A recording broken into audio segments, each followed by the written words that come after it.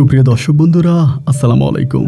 দেশ অথবা দেশের বাইরে থেকে প্রিয় বন্ধুগণ, ঠিক এই মুহূর্তে যে যেখান থেকে বাস্তব জীবনের গল্প শোনার জন্য আমার সঙ্গে যুক্ত হয়েছেন আমি আপন। আর যে আপন জীবনের গল্পের 1535তম পর্বে আপনাকে প্রতিদিনের মতো স্বাগতম জানাচ্ছি। বন্ধুগণ, আজ আমি আপনাকে শোনাবো সিলেটের ভাই মোহাম্মদ সিয়াম আহমেদের জীবনের, প্রবাসী মোহাম্মদ সিয়াম আহমেদের জীবনের হৃদয় বিদারক, করুণ, প্রতারণামূলক এক বাস্তব জীবন কাহিনী। বন্ধুরা, আজকের গল্পের টাইটেল আরব সাগরে নিজের সুন্দরী বউকে ডুবিয়ে মারলেন প্রবাসী সিয়াম। কেন আরব সাগরে নিজের সুন্দরী বউকে ডুবিয়ে মারতে বাধ্য হলেন প্রবাসী? শুধু ডুবিয়ে মারেননি, স্ত্রীকে ডুবিয়ে মারার পরে বছরের পর বছর সে আরব সাগরের পাড়ে বসে অঝরে ঝরাচ্ছেন নিজের চোখের পানি। কিন্তু কেন? আমি আসলে মানুষের এই নিয়মটা আসলেই বুঝি না। আমরা যেটা পাই, আমরা সেটা যতই এক্সপেন্সিভ হোক, আমরা এটাকে মোটেও মূল্যায়ন করি না। আর ঠিক এই জিনিসটাকে যখন হারিয়ে ফেলি, এটার জন্য আফসোস করতে করতে নিজের পুরো জীবনটাকে শেষ করে ফেলি। একটা মানুষ যখন আপনার জীবনে থাকে, আপনি যখন থেকে অবহেলা করেন, সে প্রতিটা মুহূর্তে মুহূর্তে আপনাকে বলে যে আমাকে ইগনোর করো না, আমার কষ্ট হচ্ছে, আমি সহ্য করতে পারছি না। আপনার প্রিয় মানুষটাকে কষ্ট দিয়ে আপনি তখন আপনার মনে একটা অন্যরকম তৃপ্তি বা শান্তি পান। দিন শেষে আপনার অবহেলা পেয়ে যখন মানুষটা চলে যায়, ফিরে যায়, তখন তার জন্য কাঁদতে কাঁদতে আপনার পুরো জীবনটাই আপনি কাটিয়ে দেন। কেন ভাই? যে যখন ছিল তখন কেন তাকে মূল্যায়ন করেন? পৃথিবীর সবচেয়ে বড় নিয়ম হচ্ছে, দিন শেষে আমরা সবাই একা। ভাই বলেন, বোন বলেন, মা বলেন, বাপ বলেন, বউ বলেন, বন্ধু বান্ধব যাই বলেন না কেন, স্বার্থের জন্যই সবাই আপনাকে ভালোবাসে। তিতা হলেও এই কথাটাই চন্দ্র সূর্যের মতো সত্য।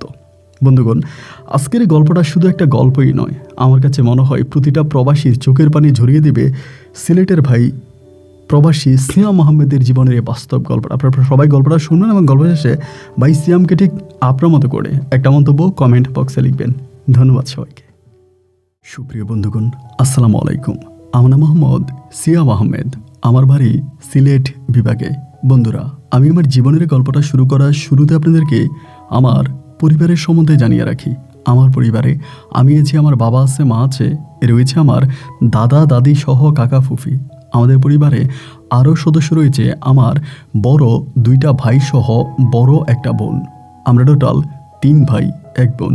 আমাদের পরিবারটা সিলেট বিভাগ থেকে কাছাকাছি কোনো এক গ্রামের এক উচ্চবিত্ত পরিবার। আমার বাবা পেশায় একজন ব্যবসায়ীর পাশাপাশি আমার বাবা অনেক বড় একজন রাজনীতিবিদ। আমাদের এলাকায় আমার বাবার রয়েছে অনেক বেশি সুনাম। গ্রামগঞ্জ থেকে শুরু করে সিলেট শহরে বিভাগের মানুষই অনেকেই আমার বাবাকে চেনে। এমন পরিবারে জন্মগ্রহণ করে আমি নিজেকে অনেকটা ধন্য মনে করছি। কিন্তু ছোটবেলা থেকে আমি একটা ব্যতিক্রম ধর্মী লাইফ লিড করতে শুরু করি।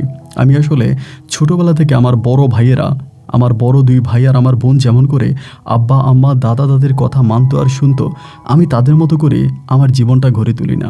আমি সম্পূর্ণ বেপরোয়া একটা জীবন পরিচালিত করি। তার বড় কারণ হচ্ছে, পরিবারের ছোট ছেলে হিসাবে আমার পরিবারের প্রায় প্রত্যেকটা মানুষ আমাকে অন্যরকম ভালোবাসতে শুরু করে।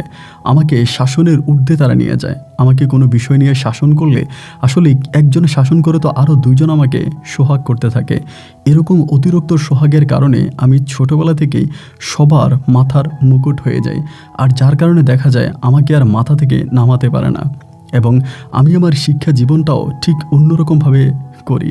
আমার বড় 2 ভাই আর বড় বোন তারা খুব ভালো মেধাবী ছিলেন পড়াশোনার দিক থেকে, বাট আমি তাদের মতো করে অত ভালো স্টুডেন্ট ছিলাম না।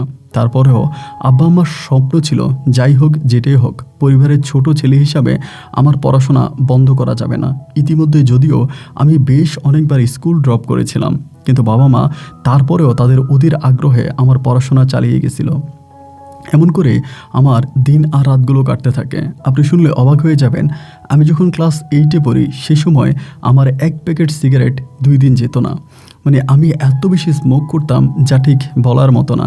সিগারেটের ধোঁয়া না দেখলে আমার মাথা ঠিক থাকতো না। এই সিগারেট খাওয়া নিয়ে আমার পরিবারের মানুষের কাছে আমি অনেক রকম বকাঝকা শুনেছিলাম। অনেকের মনে হয়তো প্রশ্ন জাগতে পারে, ক্লাস 8-এর একটা ছেলে, বয়সের দিক থেকে তো খুব বেশি না, তাহলে এই ছেলের কি করে 1 প্যাকেট সিগারেট 2 দিনের মধ্যে শেষ হয়ে যায়?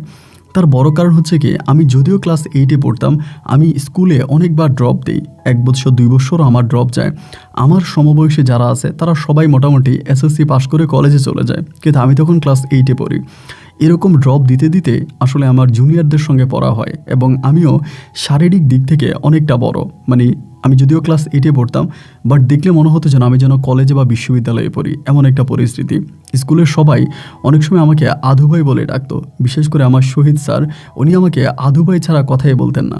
এমন করে ক্লাস 8 থেকে আমি ক্লাস 9-এ উঠি, 9 থেকে 10 এবং 10 থেকে আমি একটা সময় এসএসসি পরীক্ষা দিই। এসএসসি রেজাল্ট আউট হওয়ার পরে খুব একটা ভালো রেজাল্ট কিন্তু আমি করতে পারিনি। এরপরে আমার আব্বা স্বপ্নে দেখতেছিল, যেহেতু আমি এরকম জীবনযাপন করি, সিগারেট ছাড়া থাকতে পারি না এবং একটা বলতে গেলে একটা বেপরোয়া জীবনের মধ্যে আছি, আব্বা তখন ভেবেচিন্তে দেখলো যে তিনি আমাকে টেকনিক্যাল লাইনে পড়াশোনা করাবেন। লাইকলি তিনি আমাকে মোস্টলি হচ্ছে ইঞ্জিনিয়ার বানাবেন। মানে আব্বুর স্বপ্ন ছিল আমি একজন ইঞ্জিনিয়ার হব। এই স্বপ্নের নিরিখে আমার আব্বা তখন আমার বড় মামার সঙ্গে কথা বলে। আমার বড় মামা ঢাকার একজন সিভিল ইঞ্জিনিয়ার এবং খুব ভালো একটা প্রতিষ্ঠানে মামা চাকরি করে। আমার আব্বা তখন মামার সঙ্গে কথা বলে যে আমি তো এমন সিয়ামকে ইঞ্জিনিয়ার বানাতে চাচ্ছিলাম এবং ওর তো আসলে পড়াশোনার খুব বেশি একটা ভালো না, কি করা যায়। মামা তখন আব্বুর সঙ্গে কথা বললো, তো আমার মামা তখন আব্বুকে বললো আসলে ওর যে রেজাল্টের যে অবস্থা, ওকে কোনো সরকারি টেকনিক্যাল আপনি ভর্তি করাতে পারবেন না, কারণ এত কম রেজাল্টে কোনো সরকারি টেকনিক্যাল নিবে না। এর চেয়েও বেটার হয় কি যে আপনি ওকে প্রাইভেটে ভর্তি করান। তো মামার পরামর্শ মতে আমার আব্বা তখন আমাকে রাজধানী ঢাকার একটা প্রাইভেট পলিটেকনিক্যালে ভর্তি করায়। তা আমি তখন একটা প্রাইভেট পলিটেকনিক্যালে ভর্তি হই এবং ভর্তি হওয়ার পরে প্রথম দিকে আমি হোস্টেলে থাকতে শুরু করি, মানে টেকনিক্যালের যে হোস্টেল আছে সেখানে থাকতাম। তো আমি তো আসলে পড়াশোনার প্রতি প্রথম থেকে ভালো ছিলাম না, আর যখন আমি টেকনিক্যাল লাইনে যাই তখন তো আপনি বুঝতেই পারছেন যে আমার অবস্থা কত খারাপ হয়ে যায়।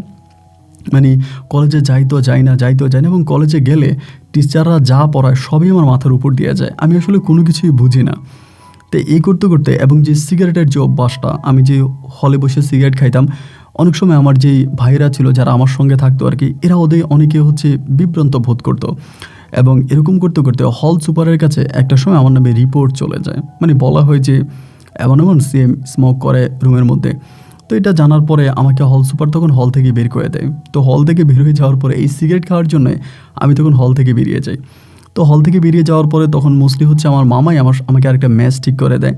আসলে এই সিগারেটটা ছাড়ার জন্য কিন্তু ভাই অনেক চেষ্টা করছিলাম, বাট আমি আসলে এটা পারতেছি না। সিগারেট না খেলে কী হয় জানেন, আমার প্রচণ্ড রকমের মাথা ব্যথা হয়। এত যে মাথা ব্যথা, যতক্ষণ না পর্যন্ত সিগারেটের টান না দিব আমার মাথা ব্যথা ভালো হয় না।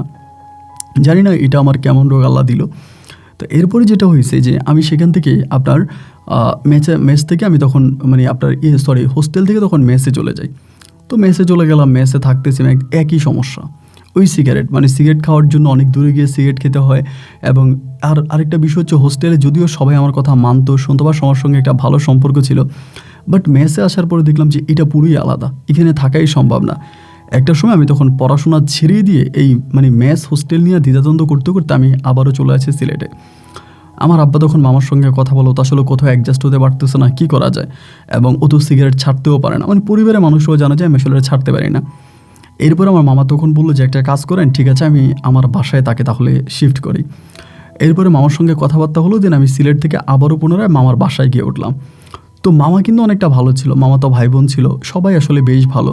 কিন্তু এই যে সিগারেট খাওয়া, আমার মামাতো ভাইরা তখন ছোট ছোট সবাই, আমার মামি আসলে এটা মেনে নিতে পারে নাই যে আমি বাসার মধ্যে সিগারেট খাইতেছি, আমার মামতো ভাই বোনেরা দেখতেছে এবং তারা এই ধোঁয়া দেখতেছে এবং আমি স্মোক করতেছি। হয়তো আমার মামাতো ভাইরাও এরপর হয়তো আমার দিকে তাকিয়ে বা আমাকে অনুকরণ করে তারাও নিজেরা স্মোক করবে।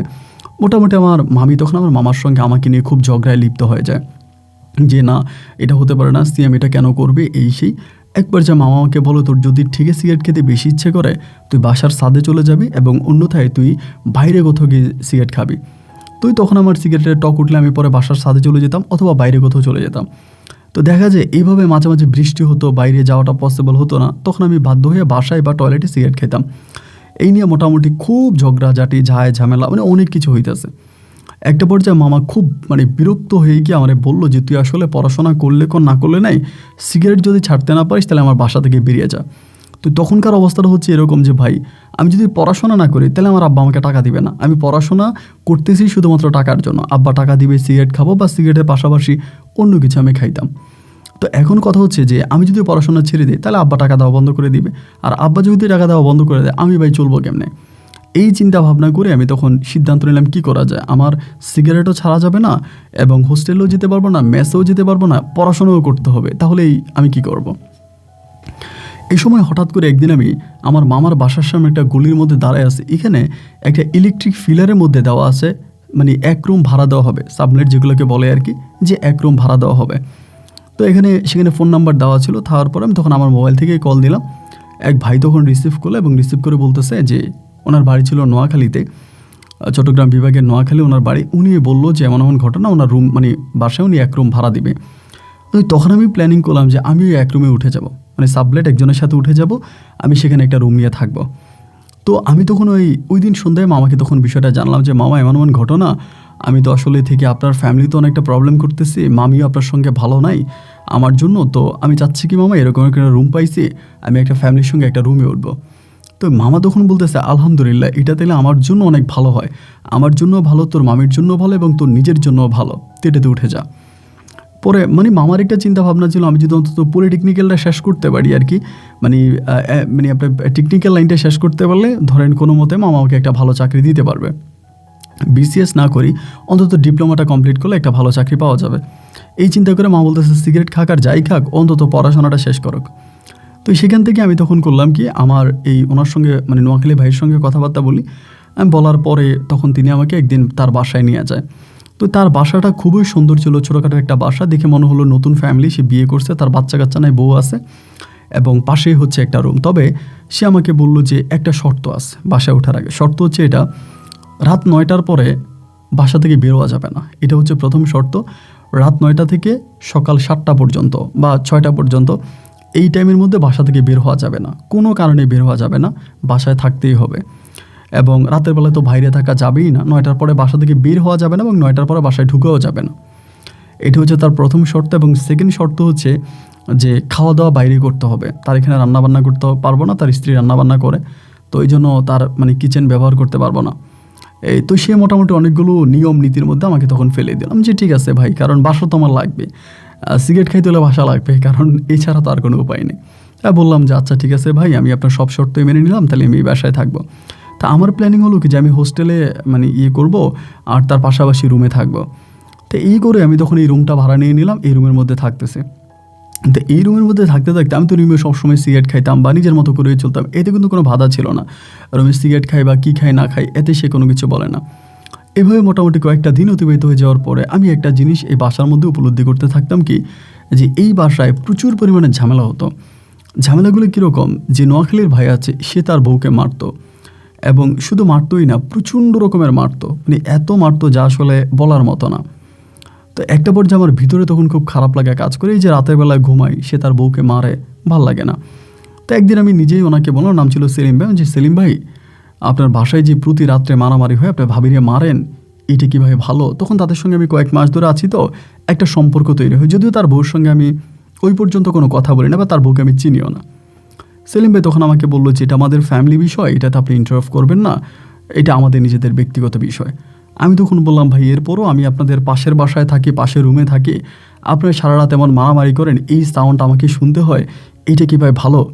উনি আমাকে বলে যদি আপনার কাছে মনে হয় যে আপনার এটা ডিস্টার্ব হয় বা আপনার পড়াশোনার ক্ষতি হয়, তাহলে ভাই আপনার বাসা ছেড়ে দেন, আপনার বাসা ছেড়ে দেন, কিন্তু আমি আপনাকে কোনো রকমের এই বিষয়ে হেল্প করতে পারবো না। যদি আমার বাসায় থাকতে হয় তাহলে এই সমস্ত সমস্যাগুলো আপনাকে ফেস করে তারপরেই থাকতে হবে। মোটামুটি তখন একটা টেনশনে পড়ে গেলাম যে আয় হায়, উনি আমাকে ডিরেক্টলি বলে দিতে আছে, তার পক্ষ থেকে কিছুই করার নাই, আমাকে এই প্রবলেমগুলো ফেস করেই সামনের দিকে যেতে হবে। তো ওভারঅল তখন চিন্তা করলাম যে কি করা যায়, মানে কি করতে পারি ওই সময়টাতে, মানে পরিকল্পনা কি করা যায়। ভাবলাম যে বাসায় থাকতে হবে, বাসা তো ছাড়া যাবে না, কিন্তু কেন সে বউ পিটায়, এই বেয়াদব লোকটা বউ কেন পিটায় সেটা বুঝতে পারলাম না। তো এইভাবে প্রায় আরও কয়েকটা মাস কেটে গেলো। কেটে যাওয়ার পরে একদিন হলো কি, আমার শরীরটাও বেশ খারাপই ছিল, ভালো ছিল না। আমি ওই দিন আর মানে ইয়েতে গেলাম না, কলেজে গেলাম না, না গিয়ে আমি গোসল করছি। গোসল করে আমার যে ভিজা কাপড়গুলো ছিল, ওই দিন আবার একটু বৃষ্টি ছিল, আকাশে একটু মেঘাচ্ছন্ন ছিল। এমনি আমি হচ্ছে কাপড় চোপড় ধুইলে আমার জানালার পাশে আমি শুকাইতে দিই, জানালার পাশে আবার রোদ আছে ভিতরে বাসাতে। এটা একটা মানে আপনার 3তলা বিল্ডিং ছিল আমরা যেখানে থাকতাম, তো রোদ পড়লে দেখা যায় যে আমার কাপড় শুকায় যায়, ছাদে দিতে হয় না। তো ওই দিন বাইরেই খুব একটা রোদ ছিল না, ওয়েদারটা বেশ রকম মেঘাচ্ছন্ন ছিল। এবং আমি তখন চিন্তা করলাম যে ঠিক আছে, তাহলে আমি কাপড়গুলো ছাদে শুকাইতে দিই। তা আমি তখন এই কাপড়গুলো নিয়ে ছাদের দিকে রওনা দিলাম। এখন ছাদে যাওয়ার পরে দেখতেছি মানে তার বউয়ের নাম আবার বন্যা, মানে বন্যা ভাবি দেখতেছি উনিও কাপড় শুকাইতে দিচ্ছে আর কি। তো ভাবি আবার খুব লজ্জা পাইতো, মানে আমার সামনে খুব বেশি একটা আসতো না বা আমাকে দেখলে একটু স্কিপ করতো। তো বাসার ছাদে ওই দিন কেউই ছিল না। অন্য সময় বাসার ছাদে সবসময় মানুষ থাকে বিল্ডিংয়ের, সবাই মনে হয় যেন ছাদটাকে একটা অন্যরকমভাবে প্রেজেন্ট করে। তো ওই দিন দেখলাম ছাদ মোটামুটি ফাঁকাই আছে এবং ভাবিও দেখলাম কাপড় শুকাচ্ছে। আমি বললাম যে ভাবি একটু কথা বলতে পারি, এমনি বলছে। পরে বলে জি ভাই বলেন, মানে মুখটা আরেক দিকে লুকিয়ে রাখছে। খুবই ভালো এবং খুবই ভালো মাইন্ডের একটা মেয়ে আর কি, মানে খুবই ভালো এক কথায় বলতে গেলে। পরে আমি বললাম ভাবি কিছু মনে করবেন না, একটা কথা জিজ্ঞেস করবো আপনাকে। উনি বলতেছে যে ঠিক আছে ভাই বলেন, কি বলবেন। আমি বললাম ভাবি কিছু মনে করবেন না, আমার তো নিজেরও বোন আছে। আমি প্রতিটা রাত্রেই ভাবি আপনার ঘরে মারামারির শব্দ শুনতে পাই, আপনার হাজব্যান্ড আপনাকে এইভাবে মারে এবং এত মায়ের খাওয়ার পরেও আপনি কেনই বা এই সংসারে টিকে আছেন বা কেনই বা থাকতেছেন, আপনার কি আর কোনো অপশন নাই? ভাবি তখন মানে কান্না করে ফেলে, একদম কান্না করে করে বলতেছে কোথায় যাব ভাই বলেন, আমার এই দুনিয়াতে যাওয়ার মতো তো কোনো জায়গা নাই। আমি বললাম কেন, আপনার বাবা মা? বলে আমার মানে বাবা থেকে আমার মা খুব ছোট বয়সে আমাকে নিয়ে চলে আসে এবং আর আবার আব্বা তখন দ্বিতীয় বিয়ে করে। আমার সেখানে সৎ ভাই বোন আছে, আমার আব্বা আর আমাকে গ্রহণ করে নাই এবং আমার মার অন্যত্রে বিয়ে হয় এবং বিয়ে হয়ে যাওয়ার পর আমার মা সেখানে মারা যায়, আত্মহত্যা করে আম্মা মারা যায়। আম্মা আত্মহত্যা করে মারা যাওয়ার পরে আমি নানু বাড়িতেই থাকতাম। নানু বাড়িতে প্রচুর লাঞ্ছনার শিকার হইতাম এবং মামাতো ভাই বোন যারা ছিল তারা খুবভাবে অপমান করতো এবং এক কথায় বলতে গেলে আমি নিজের ইজ্জত হারাতাম নানু বাড়িতে। তো সেখান থেকে আমি আমার সৎ বাবার কাছে চলে যাই। তো সৎ ভাই বোনরা তখন বড় হয়ে যায়, সৎ মা থাকে, বুঝতেই পারেন যে সেই পরিবেশে থাকাটা কতটা দায় হয়ে গেছে। তো আব্বা তখন করলো কি, একটা খারাপ লোকের সঙ্গে, মানে এই যে লোকটা, এই একটা খারাপ লোকের সঙ্গে আমার বাবা তখন আমাকে বিয়ে দিয়ে দেয়। আমি বললাম তারপর? বলে বিয়ে দিয়ে দেয়। এখন আমার আব্বার দায় সারা, কোনোরকম আমাকে ঘর থেকে বের করতে পারলেই বাঁচে। কারণ দেখা গেল যে আমি যদি ঘরে থাকি আমার সৎ মা সবসময় আমার আব্বুর সঙ্গে ঝগড়া করে আমাকে নিয়ে। তো আমার আব্বার কথা কোনো রকমে আব্বার দায় সারা, এই জন্য যেমন পাইছে তেমনই এই লোকটার কাছে আমাকে তুলে দিছে। তো ভাবি কিন্তু দেখতে ভাই খুবই সুন্দর ছিল, মানে বন্যা ভাবি এত সুন্দর ছিল যা বলার মতো না। কিন্তু সেই হিসাবে সেলিম ভাই কিন্তু মানে চেহারাটা অতটা ভালো না আর কি, এবং বয়সটা অনেকটা বেশি ভাবির তুলনায়। তারপরে আমি বললাম ভাবি আপনার যে এত সুন্দর একটা চেহারা, আপনার বাবা ছেলে আপনাকে কোথায় না বিয়ে দিতে পারতো, কত ভালো ফ্যামিলিতে আপনাকে বিয়ে দিতে পারতো, কিন্তু কেন ভাবি আপনার জীবনটা এভাবে নষ্ট করলো? ভাবি তখন কান্না করতে করতে বলে ভাই কি করব বলেন, কিছু তো করার নাই, গরিবের ঘরে জন্মাইছি, এটা তো একটা অভিশাপ, এই অভিশাপকেই তো সারা জীবন বহন করতে হবে, তাই না? ভাবির কথাগুলো শুনতে শুনতে মনের অজান্তেই ভাই আমার তখন চোখে জল চলে আসলো। আমি বললাম ভাবি ঠিক আছে, আর কি বলবো আপনাকে, এরপর আমার কাছে মনে হয় যে আপনি এখান থেকে চলে যাওয়া উচিত। পরে বলে ভাই যাওয়ার যদি জায়গা থাকতো তাহলে বহু আগেই চলে যেতাম। আমি তখন বললাম ভাবি আরেকটা কথা বলি, মাইন্ড করবেন না? বলে না ভাই বলেন, আপনার কথা আমি মাইন্ড করব না। আমি বললাম ভাবি আপনি তো বাচ্চা কাচ্চা নিতে পারেন, অনেক সময় দেখা যায় বাচ্চা কাচ্চা নিলে স্বামীর রাগ অনেক কমে যায়। যখন আপনি বাচ্চা কাচ্চা নেবেন, আপনার হাজব্যান্ড আপনার বাচ্চার মা আপনি হবেন, বাচ্চার প্রতি একটা কেয়ারিং থাকবে বা বাচ্চা বড় হলে আর আপনার গায়ে হাত তুলবে না, এইটা তো আপনি করতে পারেন, কিন্তু এইটা কেন করতেছেন না? উনি তখন বলে ভাই কিছু বলবো না, আমি চলে যাই। আমি বললাম না ভাবি দাঁড়ান, চলে যাবেন কেন? আপনি কি আমার কথা রাগ করছেন? যদি রাগ করেন তাহলে ভাবি আমি অনেক সরি, আপনি আমাকে মাফ করে দেন। বলে না সিয়াম ভাই আপনার কথা আমি একদমই রাগ করি নাই, কিন্তু বাচ্চা যে নিব, কার বাচ্চা নিব? আমি বললাম মানি কার বাচ্চা নেবেন? মানে আপনার হাজব্যান্ডের বাচ্চা নেবেন? বলতেছে আমার হাজব্যান্ড কয়টা? বললাম ভাবি আপনি কি বলতেছেন এগুলা, মানে কি কথাবার্তা আপনি বলেন? আপনার হাজব্যান্ড কয়টা মানে? আপনার হাজব্যান্ড তো সেলিম ভাই তাই না? বলে ও তো আমার কাগজ কলমে হাজব্যান্ড, এছাড়া আমার হাজব্যান্ড কয়টা? আমি তখন আসলে ভাই একরকম একটু দ্বিধায় পড়ে যে কী বলে। আমি বললাম যে ভাবি আসলে মানে আমি আপনার মানে ভাষা আসলে কিছু বুঝতে পারছি না যে আপনি আমাকে কী বোঝাতে চাচ্ছেন। মানে আমি যতটুকু জানি সেলিম ভাই আপনার হাজব্যান্ড এবং এটাই তো, এবং এর বাইরে আপনার হাজব্যান্ড কোত্থেকে থাকবে? বলে আপনি এই বাসায় ওঠার সময় আমার হাজব্যান্ড আপনাকে কী শর্ত দিয়েছিল মনে আছে? আমি বললাম না আসলে শর্তগুলো ওভাবে আমার মনে নাই। বলে রাত 9টার পরে বাসা থেকে বেরোয়া যাবে না। আমি বললাম হ্যাঁ উনি এই শর্ত দিয়েছিল, আর আমারও আসলে রাত 9টার পরে বাসার বাইরে কোনো কাজ নাই, আমার যাওয়াও হয় না। বলে কেন শর্তটা দিয়েছিল? আমি যে কেন দিয়েছিল ভাবি আমি তো আসলে এটা ঠিক বুঝতে পারি না। উনি বলে রাত 9টার পরে আমার নতুন নতুন স্বামীরা প্রতি রাতে আমার ঘরে আসে আর আমার স্বামী নিজেই তাদেরকে নিয়ে আসে। এটা যদি আপনি একটা বাইরের লোক হয়ে দেখে ফেলেন, এই জন্য আমার স্বামী আপনাকে রাত 9টার পরে বাসা থেকে বেরোইতে মানা করছে। ভাই বিশ্বাস করেন তখন আমি না মানে কী যে করব আমি তখন আসলে এক কথায় বলতে গেলে আউট অফ কন্ট্রোল হয়ে গেছিলাম যে আরে কী বলে, একটা মানুষ খারাপ হতে পারে, এতটা খারাপ হতে পারে যে মেয়েটার মা নাই, বাবার থেকেও নাই, পরিবার থেকেও নাই, এমন অসহায় হত দরিদ্র পরিবারের একটা মেয়েকে বিয়ে করে এই সেলিম এত খারাপ একটা লোক মেয়েটার সঙ্গে এরকম কাজ করতেছে। আমি তখন বললাম ভাবি বিশ্বাস করো আমার কলিজাটা ফেটে যাইতেছে, আমি বুঝতেছি না কী করব। বলে ভাই কিচ্ছু করতে হবে না আমার জন্য, শুধু মাঝে মাঝে এই সময় একটু ছাদে আইসেন, যদি আপনি একটু আমার সঙ্গে কথা বলেন আমার ভিতরটা একটু ভালো লাগবে, এইটুকুই আপনার কাছে অনুরোধ, যদি পারেন এই সময় আপনি মাঝে মাঝে ছাদে আইসেন। আমি তখন বললাম যে আচ্ছা ভাবি ঠিক আছে, আমি না হয় এই সময় ছাদে আসবো, কিন্তু সেলিম ভাই তো কোনো কাজকাম করে না, যে কোনো সময় তো উনি ছাদে আসতে পারে, বা উনি তো বাসায় ফ্রি থাকে, এবং যে কোনো সময় আসলে তো আপনার সঙ্গে আমাকে ধরে ফেলবে বা একটা ঝামেলা করবে। ভাবি বলতেছে আসলেই যে কোনো সময় আসতে পারে, কিন্তু এই সময়টাতে উনি নেশা করে ঘুমায়, এই সময়টাতে উনি আসলে ঘুম থেকে খুব বেশি একটা উঠে না, সকালবেলা উনি ঘুমিয়েই থাকে, আপনি চাইলে আমার সঙ্গে এই সময় দেখা করতে পারেন। আর কামাই করবে কেন, কামাই তো আমাকে দিয়েই করাচ্ছে, ওর তো আর কামাইয়ের প্রয়োজন নেই, আমাকে দিয়ে তো সে ইনকাম করতেছে, ওর আর ইনকাম লাগবে কেন বলেন। কথাগুলো শুনতে শুনতে না মনের অজান্তে চোখ দুটো জলে ভিজে টুইটুম্বুর হয়ে গেল। মানুষ কীভাবে পৃথিবীতে এতটা খারাপ হয় রে ভাই, আমি বুঝতে পারলাম না। এরপর থেকে ভাবির জন্য আমার মনের ভিতরে এক অন্যরকম মায়া জন্মাতে শুরু হয়।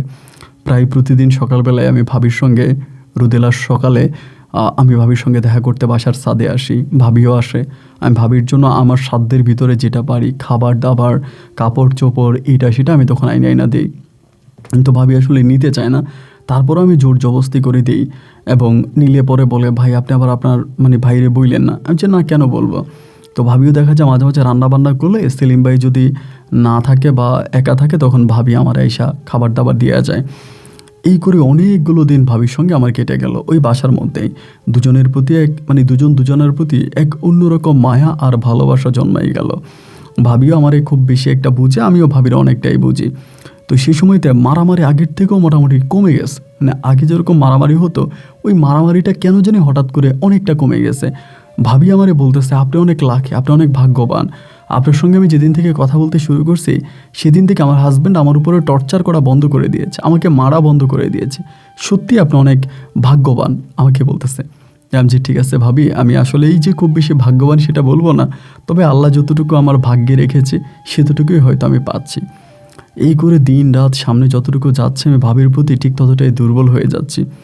এরকম করতে করতে একদিন রাতের বেলায় সেলিম ভাই তখন হচ্ছে ওনার মা অসুস্থ, না জানি কি উনি বাড়িতে যাবে, তো ভাবির শরীরে প্রচণ্ড রকমের জ্বর। তো ভাবি বলতেছে যে আমি যাব না, আপনিই যান। তো ওই সময় কিন্তু সেলিম ভাইয়ের সাথে, সেলিম ভাই তো খারাপ মানুষ আমি জানি, তারপরে যেহেতু তার বাসায় থাকে তার সাথে আমার একটা সম্পর্ক আছে। তো সেলিম ভাই তখন বললো যে ঠিক আছে আপনার ভাবি তো পাশের রুমে আছে, কোনো সমস্যা হলে আমারে কল দিয়েন, বা আমি একটু আমার আম্মা অসুস্থ গ্রামে যাই। আমি মনে মনে বলতেছি তোর মা মরে যাওয়াটাই ভালো, তোর মতো একটা কুলাঙ্গার সন্তান, তোর মা যদি মরে যায় এটাই ভালো হয়, তোর মতো এক কুলাঙ্গারে দুনিয়াতে জন্ম দিয়েছে। নোয়াখালীর মানুষ তো ওইটাই মনে করছিলাম আর কি। তো ভাই তখন ধরেন চলে যায়, এবং চলে যাওয়ার পরেই ভাবি তখন বাসায় থাকে। তো আমি চিন্তা করলাম যে অনেক রাত ভাবি খাইছে কিনা, রাত্র তখন প্রায় 11টার দিকে আমি তখন ভাবির ফোন দিলাম, ফোন দেওয়ার পরে রিসিভ করছে। আমি বললাম ভাবি কী অবস্থা, ওষুধ খাইছেন, খাবার খাইছেন? বলে ভাই আমি তো শোয়া থেকে উঠতে পারি না, কিছু খাইও নাই, শরীরটা অনেক খারাপ। তখন আমি করলাম কি, মানে বাইরে থেকে ভাবির জন্য খাবার নিয়ে আসছি, আইনা রুমে নিয়ে গেছি। রুমে নিয়ে যাওয়ার পরে ভাবি হাত পা নাড়াইতে পারে না, এবং প্রচণ্ড জ্বর, মানে এত জ্বর যে সে আসলে মানে জ্বরের তাড়নায় উল্টাপাল্টা বকতেছে। পরে বিরিয়ানি আনছিলাম বাইরে থেকে, ওই প্যাকেটের বিরিয়ানি, পরে ওই প্যাকেটের বিরিয়ানি আমি তখন তারে লোকমা ধরে ধরে খাওয়াই দিতেছি, নিজের হাতে লোকমা ধরে ধরে তারে প্যাকেটের বিরিয়ানিটা খাওয়াই দিতেছে, এবং ও বিরিয়ানি খাচ্ছে। এরকম করতে করতে আমার কেমন জানি তার প্রতি একটা ভালোবাসা জন্মে যায়, আসলে এটাকে ভালোবাসাই বলবো। একরকম ভালোবাসা জন্মে যায়, নিজের হাতে থেকে বিরিয়ানি খাওয়াই দিচ্ছি, এবং এরপরে প্যাকেট খুলে ওষুধ খাওয়াই দিতেছি। প্রায় 4 দিন ধরে সেলিম ভাই আসে নাই। প্রথম রাতেই ভাবি মোটামুটি একটু অসুস্থ ছিল, এবং এরপরে প্রায় অনেকটাই সুস্থ হয়ে যায়। ওই রাতটাও সুস্থ ছিল, এরপরে সুস্থ, এবং সুস্থ হওয়ার পরে ভাবি আর আমি 2 ঘরের মধ্যে মানে প্রচুর ছুটাছুটি করি। এবং ভাবির ফিটনেসটা অনেক সুন্দর ছিল, অনেক লম্বা ছিল না, উনি অনেকটা খাটোই ছিল, কিন্তু খাটো থাকলেও চেহারাটা গোলগাল ছিল এবং গুলুমুলু টাইপের লাগতো, চুলগুলো অনেক লম্বা ছিল, চোখগুলো অত সুন্দর ছিল যা বলার মতো না, মানে ভাবিকে দেখলেই যে কোনো মানুষ তাকায় থাকবে আর কি, এত সুন্দর। এবং আমি ভাবির জন্য জিন্স প্যান্ট কিনে আনতাম, গেঞ্জি কিনে আনতাম। রাতের বেলায় বলতাম জিন্স প্যান্টটা পরেন, গেঞ্জিটা পরেন, আপনার সুন্দর লাগতেছে, আর একটু ভালো করে দেখি। এরকম করে করে ভাবির সঙ্গে আমার অনেক রকমের সম্পর্ক হয়ে যায়, যেহেতু সেলিম ভাই থাকে না। এই করতে করতে পরে 4 দিন পরে সেলিম ভাই তখন আসে। সেলিম ভাই আসার পরে আমি আর নিতে পারি না। আমি রাত 9টা বাজে মাঝে মাঝে দরজা খুলে বাইর হই, আবার বাইরের কোনো লোক আসে কিনা, কারণ তখন আমি না ভাবিরে খুব ভালোবেসে ফেলাইছিলাম, বন্যা ভাবিরে খুব ভালোবেসে ফেলেছি। যার জন্য সেলিম ভাই বাইরের কোনো লোক আনে কিনা এটা সেটা দেখার জন্য বারবার নিচে যাই, সিঁড়িতে যাই। এই করে 2-1 দিন পরে সেলিম ভাই মোটামুটি কিছুটা ডাউট করে ফেলে। কি ডাউট করে সেটা আমি জানি না। উনি এইটা বুঝে ফেলে যে আমি মোটামুটি বাসায় সিকিউরিটির দায়িত্ব পালন করতেছি। আর এই যে তার বাসায় আমি যাইতাম, বা আমি তো সিগারেট প্রচুর খাইতাম, এবং বাসার মধ্যে সিগারেট পাওয়া গেছে, এবং ভাবিকে নাকি জিজ্ঞেস করছিল যে সিগারেট আসছে কোত্থেকে। তো ভাবি নাকি বলছে যে সেলিম ভাই আসছে, সিয়াম ভাই মাঝে মাঝে আসছে আমাকে ওষুধ খাওয়ানোর জন্য, তখন সিগারেট পালাইছে। তো এইটা থেকে মোটামুটি সেলিম ভাই আমাকে একটা ডাউট করে ফেলে, একটা সন্দেহ করে ফেলে যে না, অবশ্যই আমি তার রুমে যাইতাম বা কিছু একটা সে ডাউট করে। এবং সে আর এখন অবৈধ লোক বাসায় আনতে পারে না, আমি গেটে দাঁড়ায় থাকি, এগুলো পাহারা দিই। এবং সর্বশেষ সেলিম ভাই আমাকে হঠাৎ করে একদিন বলে দিল যে সিয়াম তুমি বাসা ছেড়ে দাও। তো তখন মাসের 6 তারিখ ছিল। আমি বললাম যে ভাই যদি বাসা ছেড়েই দিতে হয় তাহলে তো আপনি আমাকে আগে বলবেন, এখন হঠাৎ করে বলতেছেন। হঠাৎ করে বললে আমি বাসা কোথায় পাবো? উনি বলে তুমি এক্ষুনি বেরিয়ে যাবা। আমি তোমাকে অপমান করে বাসা থেকে বের করতে চাই না, সহজভাবে তোমাকে বাসা থেকে বের করতে চাই, তুমি বেরিয়ে যাবা, আমি আর কোনো কথা শুনতে চাই না। মোটামুটি উনি খুব অ্যাগ্রেসিভ হয়ে যায় এবং মোটামুটি একটা মায়ের মুখে আচরণ করতেছে। পরে আমি চিন্তা করলাম যে ওনারই বাসা, আমি তো ভাড়াই থাকতেছি, এখন তার সঙ্গে তো আমার ঝগড়া করে লাভ নাই। ওই 6 তারিখের মধ্যে আমাকে বাসা ছাড়তে হবে, এবং 6 তারিখের মধ্যে আমি তখন এই বাসা ছেড়ে পুরোপুরি আবারও তখন মামার বাসায় উঠে গেছি। এবার মামার বাসায় থাকতেছি আর ভাবির সঙ্গে কথা বলতেছি। ভাবি কাঁদতেছে, বন্যা কাঁদতেছে, দেখো তুমি চলে যাওয়ার পরে ও প্রতি রাতে পুরুষ আনে আমার ঘরে। আমি বললাম তো তোমার বাসায় পুলিশ আনে, পুরুষ নিয়ে আসে, তুমি পুলিশে কল করো না কেন? ও বলে আমি কোথায় পুলিশে কল করব? ও যখন বাইরের লোকটারে রুমে ঢুকে আমার কাছ থেকে মোবাইল টোবাইল সব নিয়ে যায়। মোবাইল টোবাইল সব কিছু নিয়ে বাইরের লোকটারে আমার রুমের মধ্যে ঢুকিয়ে দেয়, এবং ঢুকিয়ে দেওয়ার পরে যখন খারাপ কাজগুলো করা শেষ হয়ে যায় তখন সে কী করে, আমার আবার মোবাইল দেয়। ওই বাইরের লোকটা যতক্ষণ আমার রুমে থাকে ততক্ষণ সে আবার মোবাইলও দেয় না। নিজের ভালোবাসার মানুষের নামে যদি এই সমস্ত কথাবার্তা শুনতে হয় তবে তো আর নিজেকে ঠিক রাখা যায় না। তখন প্রায় আমি 3rd ইয়ারে ছিলাম মনে হয়। আর 1 বছর করলে আমার কমপ্লিট হয়ে যেত, আপনার ডিপ্লোমা কমপ্লিট হয়ে যেত, আমি ডিপ্লোমা ইঞ্জিনিয়ার হয়ে যেতাম। সে সময়ের ভিতরে আমি তখন আর পারতেছিলাম না। এই যে তার ঘরে অন্য পুরুষ আসে, অন্য পুরুষের সঙ্গে সে খারাপ কাজ করা লাগতেছে, তার হাজব্যান্ড তাকে দিয়ে করাচ্ছে, এই জিনিসগুলো একটা সময় আমাকে কুড়ে এমনভাবে খাচ্ছে, আমি আর পারতেছিলাম না। একটা সময় বাধ্য হয়ে তারে বললাম যে বন্যা, তুমি এই ঘর থেকে চলে আসো, তোমার দায়িত্ব আমি নেব। ও তখন আমার বলতেছে না, এটা তুমি কি বলো, তুমি পড়াশোনা করতেছো, মাত্র 1 বছর পর তুমি ইঞ্জিনিয়ার হবা, এই সময়ের ভিতরে আমি চাই না যে আমার জন্য তোমার জীবনটা নষ্ট হয়ে যাক। আমি বললাম বন্যা, আমার কিচ্ছু হবে না, আমি তোমার কাছে রিকোয়েস্ট করতেছি যে প্লিজ তুমি চলে আসো, কোজ আমি তোমাকে ভালোবাসি। ও তখন বলতেছে যে না, তুমি যাই বলো, যেটাই বলো, আমার মনে হয় না যে তোমার জীবন নষ্ট করা আমার ঠিক হবে। ওরে খুব বুঝাইলাম, বুঝাই শোনায় বললাম যে বন্যা প্লিজ, এবং অনেক অনুরোধ করার পর একটা পর্যায়ে সে রাজি হলো যে ঠিক আছে, ওই বাসা থেকে সে পালাবে। এরপর আমার কাছে ইতিমধ্যে কিছু টাকা টুকা ছিল, বাড়িতে গেছিলাম, এর মাঝে কিছু টাকা আব্বা দিছে, আম্মার কিছু টাকা ছিল, জমানো মোটামুটি অনেক টাকাই ছিল। সেই টাকাগুলো দিয়েই তখন করলাম কি, আলাদা একটা বাসা ভাড়া করছি, অন্যত্র একটা বাসা ভাড়া করছি। বাসা ভাড়া করে সেই বাসায় আমি তখন বন্যারে নিয়ে উঠলাম। তো বন্যার আমি তখন একসঙ্গে থাকতেছি, আর আব্বা যে টাকা দিত ওই টাকা দিয়ে চলতে পারতাম না। আমার তো সিগারেট খরচ বা অন্য অন্য নেশার খরচ, এই সব কিছু মিলে তখন আমি চলতে পারতাম না। বন্যা যখন সেলিম ভাইকে ছেড়ে চলে আসে তখন সে মোবাইল টোবাইল সব কিছু বন্ধ করে দেয়, তার আর কোনো কিছুই খোলা রাখে না, সব বন্ধ করে দেয়, এবং সব কিছু বন্ধ করে দিয়ে সে আমার সঙ্গে একটা বাসায় থাকতে শুরু করে। তো একটা বাসা ভাড়া তো বুঝতেই পারেন, ঢাকা শহরে অনেক, এই বাসা ভাড়া দিয়ে পড়াশোনা করা এবং আমার জন্য তখন খুব দায় হয়ে যাচ্ছিল। এবার আমি তখন সেমিস্টার পরীক্ষায় ফেল করি। সেমিস্টার পরীক্ষায় ফেল করার পরে আর একটা জিনিস কি, এই বিষয়গুলো আসলে ভাই ধামাচাপা থাকে না, এই জিনিসগুলো আস্তে আস্তে করে প্রকাশ পেতেই থাকে। এবং এরকম করতে করতে একটা পর্যায়ে আমার বড় বোন ঢাকাতে আসছে ডাক্তার দেখানোর জন্য, আমার বড় আপু ঢাকাতে আসছে ডাক্তার দেখানোর জন্য। পরে আমারে বললো যে সিয়াম আমি ঢাকায় যাব ডাক্তার দেখাইতে। তো বোনরে আমি তখন রিসিভ করে ডাক্তার দেখাইলাম। ডাক্তার দেখানোর পর আমার বোন বলতেছে তুই কোন বাসায় থাকিস, আমি যাব। এখন আমার বোন হচ্ছে এরকম একটা, ওরে যদি ওর কথা মতো আমি কাজ না করি তাহলে ঢাকায় আমার আব্বা টাকাই দিবেন, আমি থাকতেই পারবো না। তো আমি ইতিমধ্যে তখন বন্যারে বললাম যে বন্যা, তুমি যেমনি পারো তাড়াতাড়ি রুম ক্লিন করো, আমার বোনের আনতেছি, তুমি জামা কাপড় সব লুকাও। তো ওরে আমি কই থেকে আমার এই বোনের আমার দেখাইতে হবে, কোনো কথা নাই, নাহলে সেও অনেক ঝামেলা করবে। তো বন্যা তখন করলো কি, জামা কাপড়গুলো সব কিছু মোটামুটি লুকাইলো বা পাশের রুমে নিয়ে ও লক করে দিয়েছে। লক করে দেওয়ার পরে আমি তখন আমার বোনকে নিয়ে আসছি।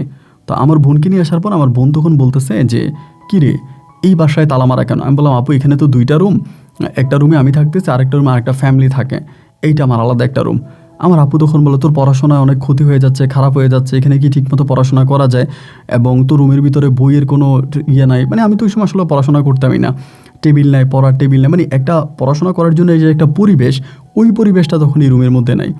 আপু তখন বলতেছে যে পড়াশোনা করার কোনো পরিবেশই তো এই রুমের মধ্যে নাই, তুই কী পড়াশোনা করিস, তুই কী করিস? মানে মোটামুটি আপু তখন অনেকটাই ক্ষিপ্ত হয়েছে আমার উপর, মানে রেগে যায়, রেগে মেগে যা মানে মুখ থেকে আসতেছে তাই বলতেছে এইরকম আর কি। এই করতে করতে ভাই হঠাৎ করে আমার আপু তখন করলো কি, আমার খাটের নিচে কি জুতা, আপুর নিচে চলে গেছে নাকি জুতা খুঁজতে গিয়ে ওর কিছু জামা কাপড়, মানে যেগুলো মেয়েদের শর্ট কাপড়, এরকম কিছু শর্ট কাপড় আমার আপু তখন পেয়ে যায়। পেয়ে যাওয়ার পরে আপু তখন এটা খাটের নিচ থেকে বের করে আমার বলতেছে এগুলো কি, এগুলো কার জামা কাপড়? আমি তখন বললাম আপু মনে হয় ওই পাশের রুমে যেই ইয়েরা থাকে ওনারা মনে হয় কোনো না কোনোভাবেই রুমে মনে হয় আসছে বা কাপড়। আমার আপু তখন বলতেছে এই কাপড়, মেয়েদের এই কাপড়গুলো তো মেয়েরা সবসময় লুকায় রাখে, এগুলো তো কারোর সামনে শুকাইতেও দেয় না, এই কাপড় তোর এই রুমের ভিতরে কেন এবং তোর খাটের নিচে কেন?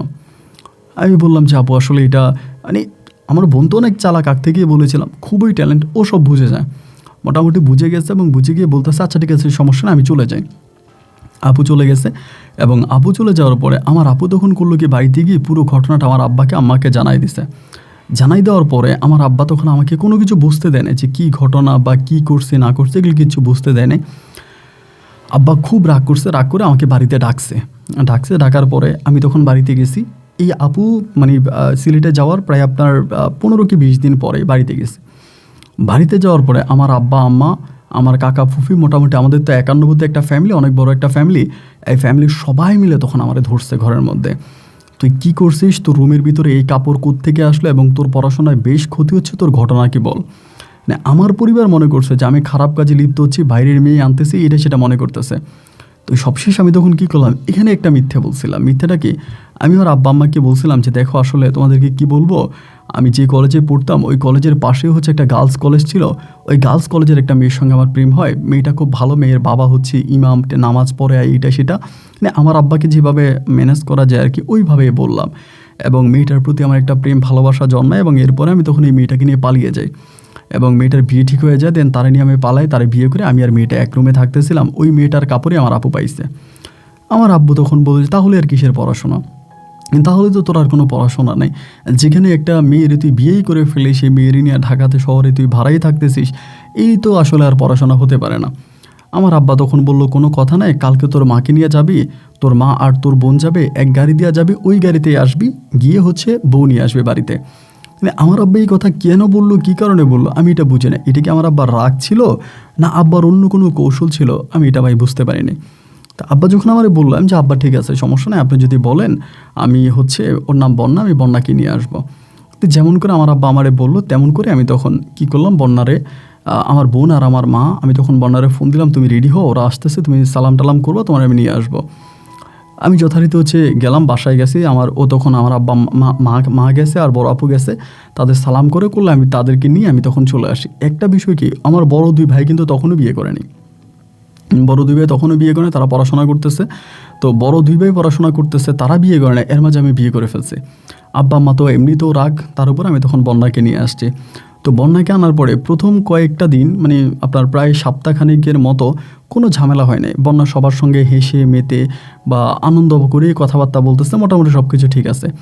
এর কিছুদিন পরে প্রায় 15 দিন বন্যা আমার বাসায় থাকার পরে হঠাৎ করে একদিন সুন্দর সময় আমি আমাদের এলাকার চায়ের দোকানে বসে আছি, আমি তো পড়াশোনা করি না, আমাদের বাড়ির একটা ছেলে কাজ করে, সবসময় বাসায় কাজ করে আর কি, হৃদয়, ও এসে আমার বলতে আছে যে সিয়াম ভাই আপনাদের বাড়িতে কে জানে আসছে, খালু আপনি যাইতে বলছে।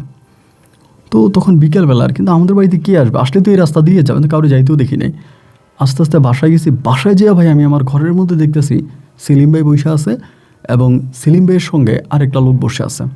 ওই লোকটা সম্ভবত পুলিশ বা কিছু হবে, ওনার হাতে ওয়ারলেস আছে, মানে পুলিশের মতোই। ওদেরকে দেখে তো আমি অবাক, কিন্তু ওরা এখানে কেন? আমি আমার আব্বা আমারে বলতেছে ভিতরে আয়, পরে ভিতরে আসছে, আসার পর আব্বা সোফাতে বসে আছে। আমার আব্বা কিন্তু প্রচুর সম্মানিত ব্যক্তি, আমাদের এলাকাতে অনেক সম্মান আমার আব্বার, মানে যা আসলে ঠিক বলার মতো না। আব্বা ডাক দিলে শত শত মানুষ একসাথে হয়ে যাবে আর কি, বললে হয়তো সবাই চিনবে। যাই হোক, আমি নাই বলি, বাবাকে আর ছোট করতে চাই না।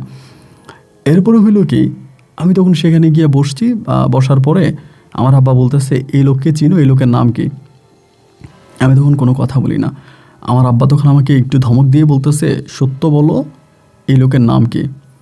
আমি বললাম যে ওনার নাম হচ্ছে সেলিম। পরে বলে, এই লোককে? আমি তখন বললাম, আব্বা আব্বা তখন বলতেছে, বলো এই লোককে, এই লোককে? আমি তখন বললাম যে উনি হচ্ছে গিয়া মানে বন্যার হাজব্যান্ড। আমার আব্বা তখন বলতেছে, উনি বন্যার হাজব্যান্ড? আমি বললাম জি। এখানে একটা বিষয় আমি আপনাকে বলে রাখি, আমি কিন্তু বন্যাকে ওভাবে বিয়ে করি নাই, ওভাবে বিয়ে করি নাই, কোনো ডকুমেন্ট দিয়ে বিয়ে করি নাই।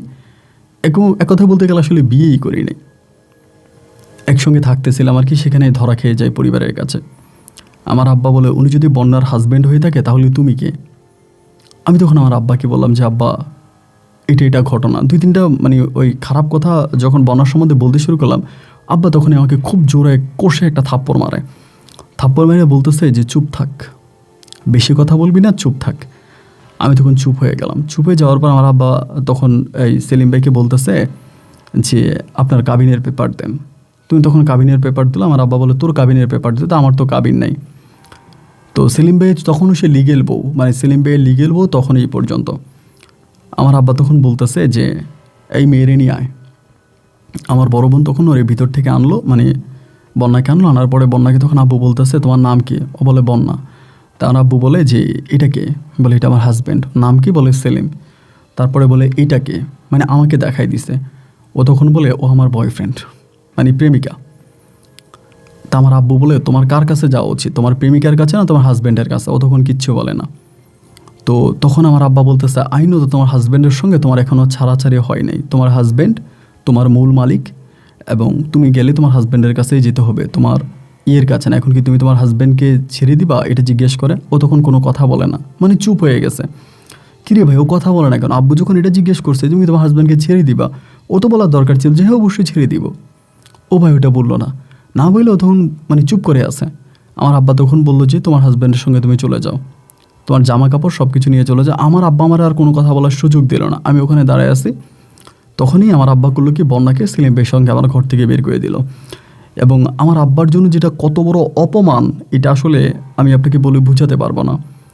আমার আব্বা মানে এত কান্না করতেছিল যখন বন্যা চলে গেছে, আমার আব্বার মান সম্মান ধূলিসাৎ হয়ে গেছে। মানে এই এলাকার প্রতিটা মানুষ আমার আব্বাকে শ্রদ্ধা করতো, সম্মান করতো, অথচ সেই মানুষগুলোর সামনে তার ছেলের বউ, যদিও আমি ছোট ছিলাম কিন্তু পরিবারের তো প্রথম বিয়ে করছে বা প্রথম বউ, এভাবে বেরিয়ে গেল। আমার আব্বা শুধু আম্মারে বলল যে ওরে বলো বাসা থেকে বেরিয়ে যাওয়ার জন্য, মানে আমি ওর চেহারা আর দেখতে চাই না। ও যদি আমার চোখের সামনে পড়ে তাহলে হয়তো আমাকে মেরে ফেলতে পারি, আমি খুন করে ফেলতে পারি। পরে আমি রাগ করে তখন সেখান থেকে চলে আসছে ঢাকাতে, আবারও ঢাকাতে চলে আসছে। তখন আমি নিজে চলতেছে, শুধু বন্যারে খুঁজতেছে। আমার মনের ভিতরে একটাই প্রশ্ন যে বন্যা, সেলিম ভাই বন্যার এত ক্ষতি করলো, এরপরেও বন্যা কেন বললো না যে আমি ওনার সঙ্গে যাব না? এটার তো বন্যা মানে বলা দরকার ছিল যে আমি ওনার সঙ্গে যাবো না, যেহেতু উনি আমার এত বড় ক্ষতি করছে বা এত কিছু করছে। ভাই কিন্তু এগুলো সে কিছুই বললো না। তার হাজব্যান্ড আসছে, আমার আব্বা বলছে তোমার কার কাছে যাওয়া উচিত? তো তখন চুপ। আমি তখন বন্যারে খুঁজছি, ভাই এত বড় ঢাকা শহর, ভাই কোথায় খুঁজবো, কোন জায়গায় ওরে খুঁজবো? আমি তো ওর কোনো অ্যাড্রেস জানি না, কোনো ঠিকানা জানি না, এবং সেলিম ভাইকে কোথায় নিয়ে রাখছে সেটাও তো বলতে পারি না। এরকম খোঁজাখুঁজি করতে করতে পাক্কা 4টা মাস পাগলা কুত্তার মতো আমি এর খুঁজছি। 4 মাস পরে একটা ক্লো পাইছি যে কোন জায়গায়ও আছে, মানে অন্য পুরনো বাসা ঘাইটা টাইটা অনেক কষ্ট করে একটা ঠিকানা পাইছি। সেই ঠিকানাতে আমি তখন যোগাযোগ করতে শুরু করি, এবং সেই ঠিকানায় যে বিল্ডিংয়ে তারা থাকতো, বিল্ডিংয়ের নিচে একটা মুদির দোকানদার আছে। ওই মুদির দোকানদারের যে মুদি মানে ওরা যে বাকিতে মাল নিত, ওই মুদির দোকানের কাছ থেকে বহু কষ্ট করে আমি তখন বন্যার নাম্বারটা ম্যানেজ করি।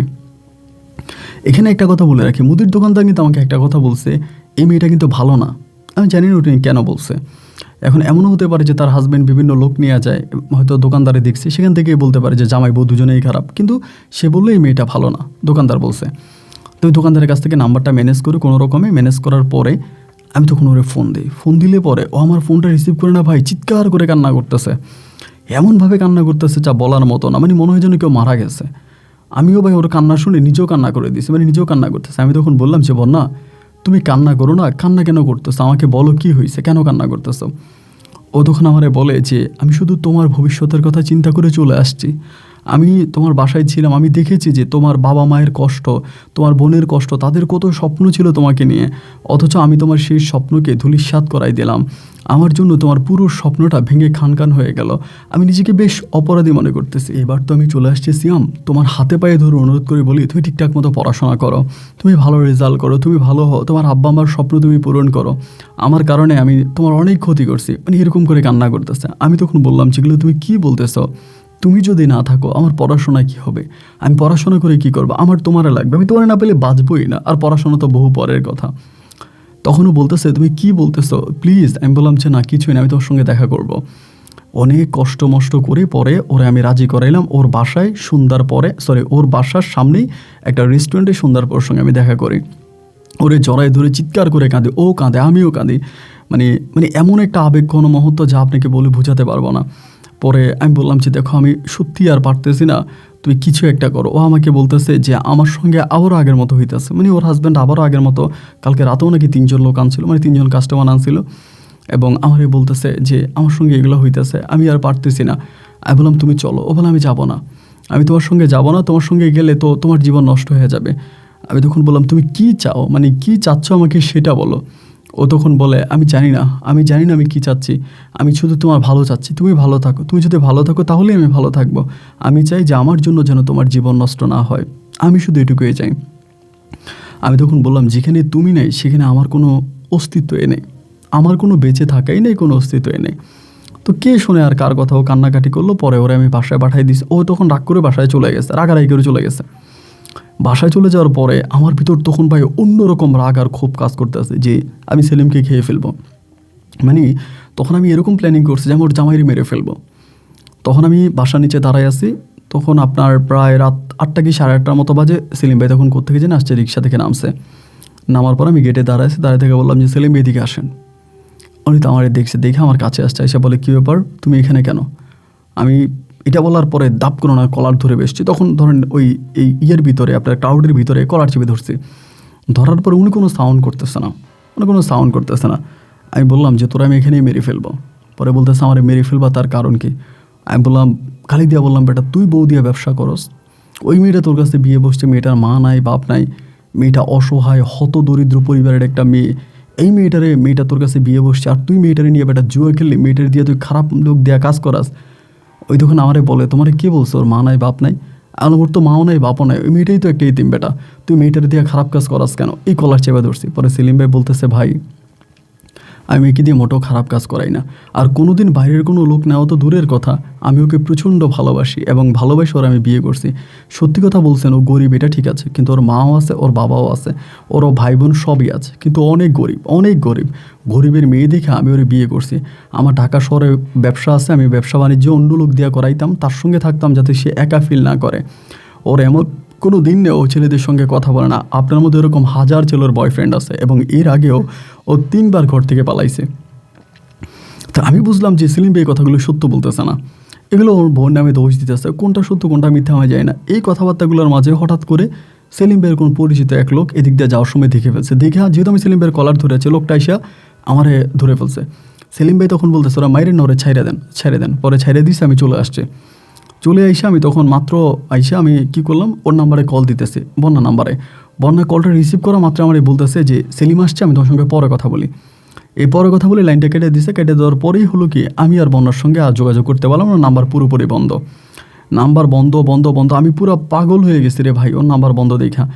এবার তারা করলো কি এখান থেকেও বাসা চেঞ্জ করে ফেলছে, মানে এই জায়গা থেকেও বাসা চেঞ্জ। এই মাঝে হলো কি প্রায় 3-4 দিনের মতো আমি রাস্তাঘাটে ঘুরতেছি, হোটেলে থাকতেছি, বস্তিতে খাবার খাইতেছি, মানে এক অন্যরকম জীবনে তখন চলে গেছি। এই মুহূর্তে আমার মা তখন এসে হঠাৎ করে একদিন আমার ধরছে ঢাকাতে, এরকম রাস্তার মধ্যে আমার খুঁজতে ধরছে। ধৈরা মা আমার পায়ে ধরে কান্না শুরু করছে রাস্তার মধ্যে, তুই বাড়ি চল, তুই মরে যাবে। আমি দাঁড়িয়ে বলছি তুই খারাপ মেয়ে, মা আমারে বলতেছে তুই খারাপ মেয়ের হাতে পড়ছিস, তুই মরে যাবে, আমি তখন মায়েরে বললাম যে মা আমি মরে যাবো কি বেঁচে যাবো আমি জানি না, আমি জানি না, আমি ওরে চাই। মানে ওর জন্য এত পাগল হয়ে গেছিলাম যে আমি ওরে চাই। মা তখন আমার বহু কষ্টের পরে বুঝে শুনে বাড়িতে নিয়ে গেছে, মানে আবার সিলেটে নিয়ে গেছে। সিলেটে নিয়ে যাওয়ার পরে তখন আমি সিলেটে গেলাম, যাওয়ার পরে আমি একরকম পাগল হয়ে গেছিলাম। মা পানি পরা দিতেছে, মাথায় তাবিজ পরা দিতেছে এবং খাওয়াই দিতেছে। মানে তখন আমি ধরেন একদিকে তাকায় থাকি, মানে একরকম মানে বলতে গেলে প্রতিবন্ধীর মতো হয়ে গেছিলাম আর কি, সব মানে টোটালি প্রতিবন্ধী। পরে সেখান থেকে আম্মা তখন করলো কি, আমার আব্বুর এক বন্ধু আছে, উনি ওমানে থাকে, ওনার নিজের দোকান আছে, ব্যবসা বাণিজ্য আছে। তো উনি তখন বাড়িতে আসছে এবং আমাদের এই পরিস্থিতি উনি সব কিছু জানতে পারছে। এবং জানতে পেরে উনি বাড়িতে এসে আমার মায়ের বলতেছে, একটা কাজ করো, ওরা আমার সঙ্গে দিয়ে দাও, আমি ওর ওমান নিয়ে যাই। আমি ওর ওমানে নিয়ে যাই, ওমান আমার ব্যবসা বাণিজ্য আছে, আমার দোকানে বসলে একটু বাইরে হাঁটাহাঁটি করলেও ঠিক হয়ে যাবে। তো আমার মা বলতেছে, রে এটাই করেন, মানে বলতেছে ভাই সাহেব এটাই করেন। আমার আব্বা কিছুই বলে না, মানে আব্বা না কোনো কথাই বলে না, শুধু মাই কান্নাকাটি করতেছে। তো আমার মা তখন আমার আব্বার বন্ধুরে বললো, তাহলে এটাই করেন, ওরে এখান থেকে নিয়ে যান, ও মরে যাবে, আমার ছেলে মরে যাবে। আম্মা চিৎকার করে কান্না করে বলতেছে, আমার ছেলে মরে যাবে, আমার ছেলেটারে বাঁচান, আমার কলিজা টুকরাটারে বাঁচান। পরিশেষে সিদ্ধান্ত হলো যে ঠিক আছে, আমাকে তখন নিয়ে যাবে। আমি কি করব না করবো যায় না, আমার তখন ফ্যামিলিগতভাবে আমাকে পাসপোর্ট করায়, আমার পাসপোর্ট আঙ্কেল সাথে করে নিয়ে যায় এবং অল্প কয়েক মাসের মধ্যে তখন আমার ভিসা পাঠিয়ে দেয়। এই অল্প কয়েক মাসের মধ্যে ভাই প্রতিদিন আমি তার নাম্বারে ট্রাই করতাম, মানে বন্যার নাম্বারে। এমন কোনো দিন আমি নাই যে আমি তার নাম্বারে ট্রাই করি নাই, প্রতিদিন তার নাম্বারে ট্রাই করছি, বাট আমি তারে পাই নাই।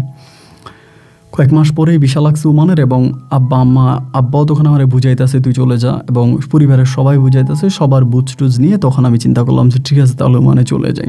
কারণ ও আসলে কই আছে আর ওরে কই খুঁজবো, আমার ফ্যামিলি তখন আমার হাতে শিকল পরাই দিস, আমার ঘর থেকে বেরিয়ে দেয় না। আমি তখন চলে গেলাম এবং ওমানে চলে গেছি। ওমানে যাওয়ার পরে ওমানে কাজ কাম করতেছি, মানে ওনার দোকান আছে, রেস্টুরেন্টে থাকতেছি, সাগর পাড়েই হচ্ছে ওনার দোকানটা, বেশ অনেক বড় একটা দোকান, উনি প্রতিষ্ঠিত একজন ব্যবসায়ী ওমানের মধ্যে, বাংলাদেশি কমিউনিটির মধ্যে। এভাবে বেশ কয়েকটা মাস অতিবাহিত হয়ে গেল, ওখানে থাকলাম, ঘুরলাম, ফিরলাম, ছিলাম, এবং প্রতিটা দিন তার নাম্বারে ট্রাই করতাম যে যদি একটা বার তার নাম্বারে লাইন পেয়ে যায়, ও যদি একটা বার ফোনটা পিক করে বসে, ওর যদি কোনো ঠিকানা পাই, মানে আমি এরকমও বলতাম, হয়তো আপনি হাসবেন আর কি শুনলে, আমি নিয়ত করতাম যে ও যদি আমার এই কলটা রিসিভ করে তাহলে আমি এতটা ফকির খাওয়াবো, আমি এটা করবো, আমি ওইটা করবো, মানে আল্লাহর কাছে প্রচুর নিয়ত করতাম যে আল্লাহ অন্তত একটা বার যেন তার সঙ্গে আমার কথা হয়। কিন্তু আমার আরোর সঙ্গে যোগাযোগ হতো না। নাম্বারে ট্রাই করতাম, পাই না। দীর্ঘ প্রায় 5টা মাস কেটে গেছে ভাই। তখন আঙ্কেল কী করছে, পুরো দোকানের দায়িত্ব আমার দিয়ে দিচ্ছে। আঙ্কেল তখন বাইরে, উনি বেশিরভাগই দুবাই বিজনেস করে, ওমানে খুব একটা থাকে না, দোকান সব আমার দিয়ে দিচ্ছে, তুমি দোকান সামলাও, তুমি ব্যবসা করো, আমিই করতেছি, লাভ লস সব আমার কাছে। প্রায় ওমানে যাওয়ার 6 থেকে 7 মাস পরে রে ভাই, আমার মনে হয় এই দিনটা আমার জীবনের এমন একটা দিন যা আমি জীবনেও ভুলতে পারবো না ভাই, জীবনেও ভুলতে পারবো না। ওমানের সময় রাত তখন প্রায় 1টার মতো বাজে, বাংলাদেশে কয়টা হবে, আর 3টা হবে এরকম। এই সময় ভাই হঠাৎ করে নাম্বারটা আমি খোলা পাইছি, নাম্বারটা খোলা পাওয়ার পরে তো ভাই মনে হয়েছে না আমার কলিজাটা আমি ফিরে পাইছি। 2টা কল দেওয়ার পরে 3 নাম্বার কলটা রিসিভ করে যখন হ্যালো বলছে, আমি তখন চিৎকার করে কান্না করে বলতেছি যে বন্যা রে, ও বন্যা, আমি সেলিম, আর সরি আমি সিয়াম। চিৎকার করে যখন বলতেছে আমি সিয়াম, ওই তখন কান্না করতেছে আবার আগের মতো, সেম ইমোশন ভাই, ওই কান্না করতেছে, তুমি কই? আমি বললাম আমি তো চলে আসছি বিদেশে, আমি ওমানে আছি। আমি বললাম আমি কতবার তোমার এই নাম্বারে ট্রাই করছি, কোনো হিসাব নাই। ও বলে আমার এই সিমটা বন্ধ করে দিয়েছিলাম, তারপরে আমার হাজব্যান্ড বন্ধ করাই দিছে, আমি বহু কষ্টের পরে সিমটা আবার ওপেন করছি। আমি তো তোমার এলাকাতে খবর নিতে গেছিলাম, আমি তোমার বাড়িতেও গেছি। কী বলো আমার বাড়িতে গেছো? তোমার বাড়িতেও গেছি, জানতে পারছি তুমি বিদেশ চলে গেছো, তোমার তো যোগাযোগ আমার কাছে নাই, কোনো মাধ্যম নাই। তারপরে আমি অনেক চেষ্টা করছি তোমার সাথে কন্ট্যাক্ট করার জন্য। পরে চিন্তা করলাম যে তুমি হয়তো কোনো একদিন আমাকে এই সিম নাম্বারে কল দিতে পারবা, যার জন্য আমি কিছুক্ষণ আগে সিমটা ওপেন করছি। মানে চিন্তা করো, কিছুক্ষণ আগে ওপেন করছে, বাট আমি সঙ্গে সঙ্গে কল দিচ্ছি। আমার বাথরুমে যাইতাম, বসে আমার নাম্বারে ট্রাই করতাম, ভাত খাইতাম আমার নাম্বারে ট্রাই করতাম, দোকানে মাল বিক্রি করতাম আমার নাম্বারে ট্রাই করতাম, মানে 24টা ঘন্টা শুধু তার নাম্বারে আমি ট্রাই করে যেতাম, শেষে কখন কলটা রিসিভ করবে, কখন তার সাথে আমি একটু কথা বলতে পারবো।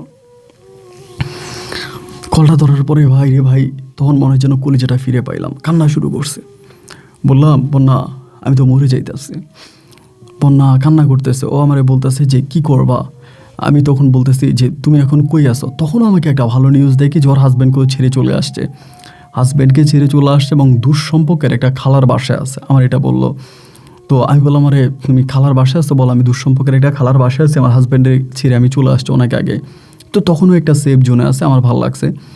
আমি তখন বললাম বন্যা আমি তোমাকে ওমানে নিয়ে আসবো, তুমি ওমানে আসবা। ও বলতেছে যে আমি কি করব গিয়ে। আমি বললাম তুমি আমার সঙ্গে থাকবা, আমরা একসঙ্গে থাকবো, তুমি ওমানে চলে আসবা।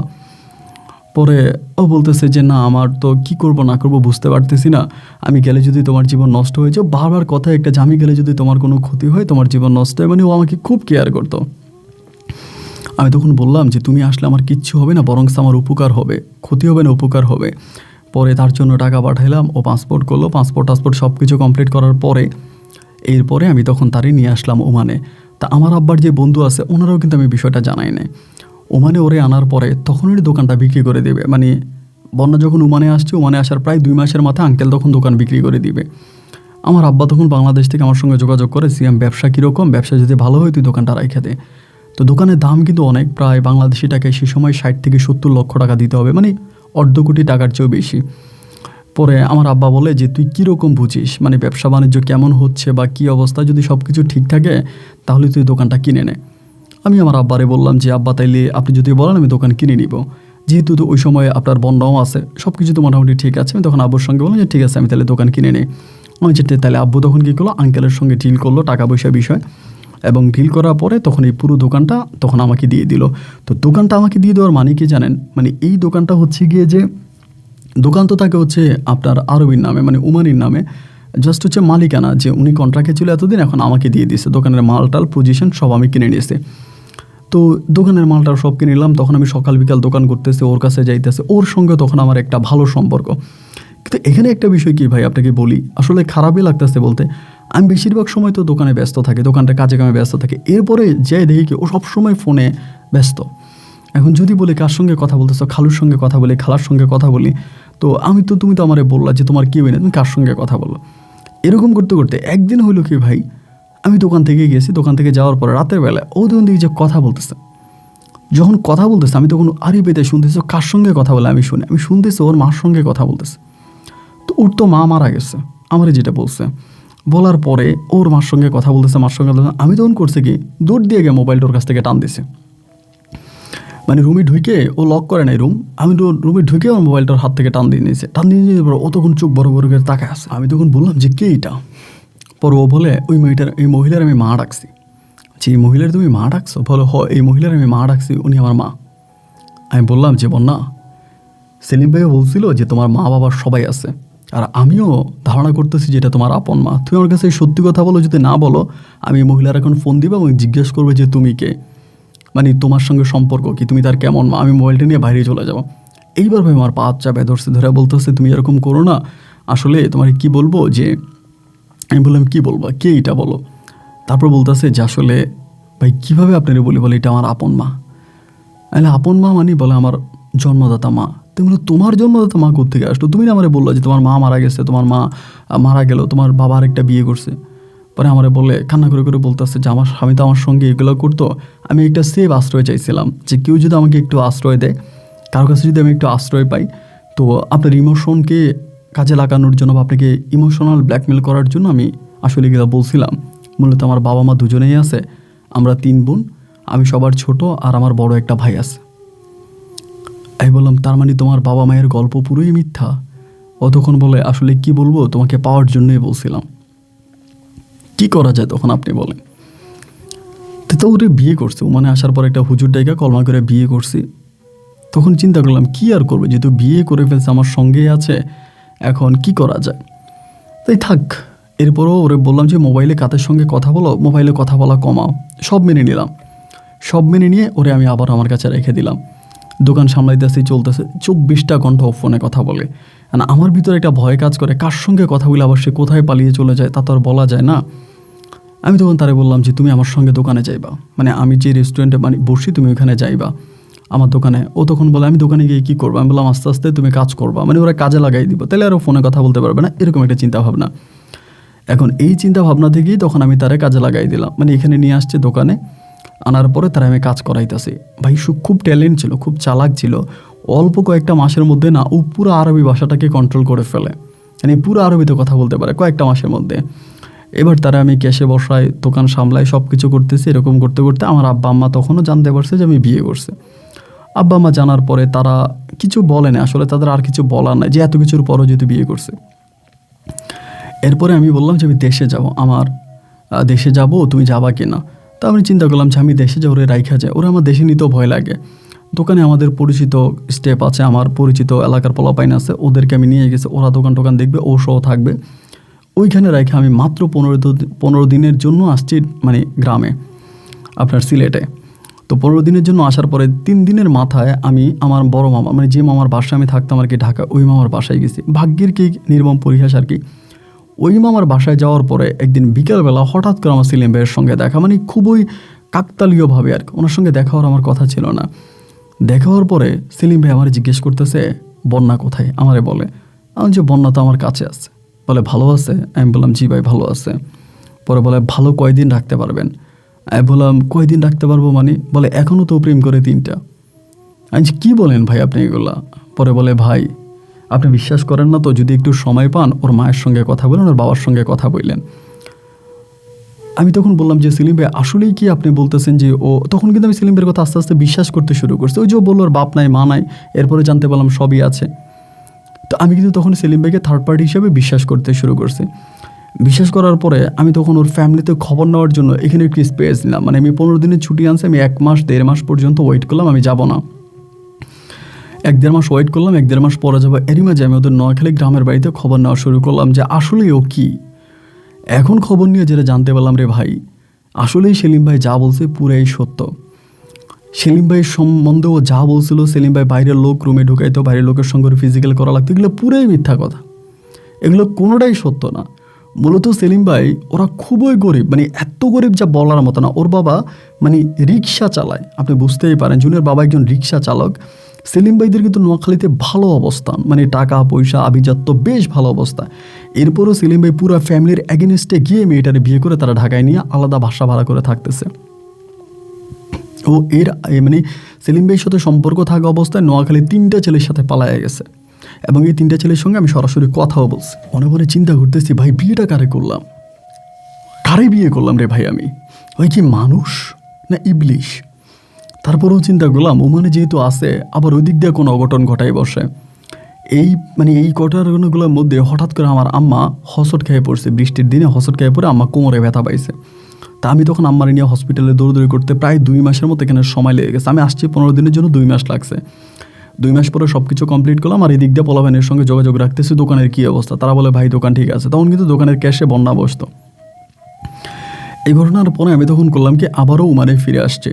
আপনার প্রায় বাড়িতে ছিলাম 2-2.5 মাসের মতো থাইকে আমি আবারও ওমানে ফিরে আসছি। এবার ওমানে ফিরে আসার পরে আমি কি বলবো, মানে ওর দিকে তাকাইলে ভাই আমার মনে হয় আমি দুনিয়াতে নাই। হাই হাই কত খারাপ মানুষ, কতটা খারাপ মানুষও আমি তখন এটা চিন্তা করতেছি, একটা মানুষ কতটা খারাপ হইতে পারে। তো আমি মনে করলাম কি ভাই জানেন, ওই সব শেষ ভালো হয়ে গেছে। ওই যে কুকুরের লেজ যে কখনো সোজা হয় না, এটা না আমার জানা ছিল না রে ভাই।